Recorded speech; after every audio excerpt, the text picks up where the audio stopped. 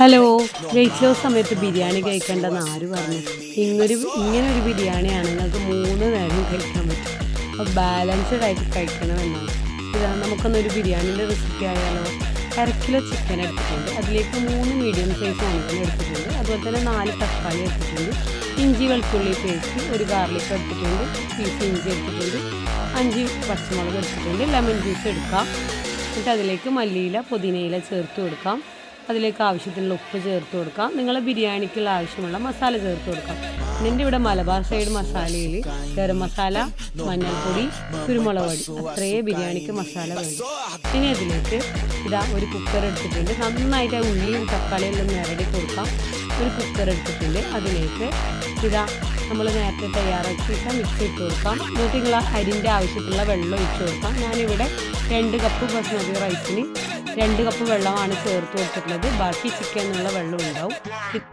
ഇതാ ഒരു വിസിൽ വന്നതിന് ശേഷം ഇതാ ഞാൻ ഇതിലേക്ക് ഒരു തുള്ളി ഓയിൽ ചേർത്ത് കൊടുത്തിട്ടുള്ള. ഇനി ഇതിലേക്ക് നേരത്തെ സോക്ക് ചെയ്ത് വെച്ച റൈസ് ഇട്ട് കൊടുക്കാം. ഒന്ന് നന്നായി മിക്സ് ചെയ്ത് കൊടുക്കാം. ഇപ്പോൾ ആവശ്യത്തിന് ഉപ്പ് വേണമെങ്കിൽ ഉപ്പ് ചേർത്ത് കൊടുക്കാം. എന്തെങ്കിലും കുരുമുളകോ അങ്ങനെ എന്തെങ്കിലും വേണമെങ്കിൽ അതും ചേർത്ത് കൊടുക്കാം. ഒന്ന് തിളച്ച് വരുമ്പോൾ നമുക്കിതൊന്നും കൂടി ഒരു വിസിൽ വരുന്നവരെ വെയിറ്റ് ചെയ്യാം. ഫ്ലെയിം ഓണാക്കി കൊടുക്കാം. അടച്ച് വെച്ച് ഒരു വിസിൽ വരെ വെയിറ്റ് ചെയ്യാം. ഒരു വിസിൽ വന്നിട്ടുണ്ട്. ഇനി ഫ്ലെയിം ഓഫാക്കിയതിന് ശേഷം അതിൻ്റെ എയറൊക്കെ പോയി ഒന്ന് തണുക്കുന്നത് വരെ വെയിറ്റ് ചെയ്യണം. ഇതാ നന്നായി തണുത്ത് വന്നിട്ടുണ്ട്. ഇതാ നമ്മളെ ടേസ്റ്റി ബിരിയാണി റെഡി ആയിട്ടുണ്ട്. ബിരിയാണി കഴിക്കുമ്പോൾ തന്നെ കുറഞ്ഞ അളവിൽ റൈസ്, 1 കപ്പ് അളവിൽ റൈസ് ആണെങ്കിൽ 3-4 പീസ് ചിക്കൻ എടുക്കാം. അതിൻ്റെ കൂടെ നല്ലൊരു സാലഡും കൂടി ആകുമ്പോൾ അത് നല്ലൊരു ബാലൻസ്ഡ് പ്ലേറ്റ് ആവാം. അങ്ങനെ കഴിക്കണമെങ്കിൽ നിങ്ങൾക്ക് 3 നേരം കഴിക്കാൻ പറ്റും.